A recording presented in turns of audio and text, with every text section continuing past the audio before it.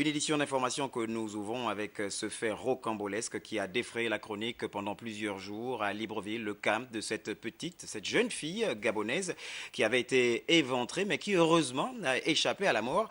Eh bien, les présumés coupables de l'acte ignoble commis donc sur cette dernière, Marie-Catherine Ntsam Oono, ces présumés coupables ont donc été arrêtés par les agents de la police judiciaire. Victor Mundunga, Henrik Bokoko.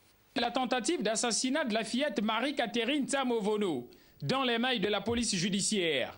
Profitant du handicap des parents de cet enfant, des sourds-muets, le principal suspect aurait réussi à entraîner la petite Marie dans sa chambre, où il l'aurait porté des coups de couteau dans le ventre, puis coupé les cheveux. Tiré du sang. Les faits se sont déroulés au quartier Kembo. On va trouver l'enfant sur le lit, voilà la personne qui a vu l'enfant sur le lit, qui a tiré l'enfant du lit. C'est vous le principal suspect?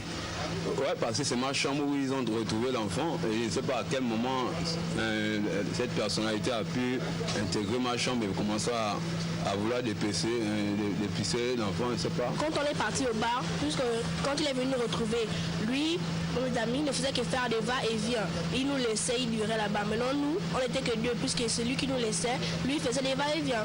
Après, dès qu'il est rentré, c'est une femme qui est venue cogner.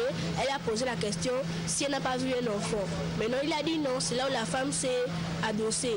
Elle s'est baissée, puisqu'il y a des escaliers. Elle s'est baissée, elle a pointé du doigt que c'est l'enfant que je vois sous votre lit.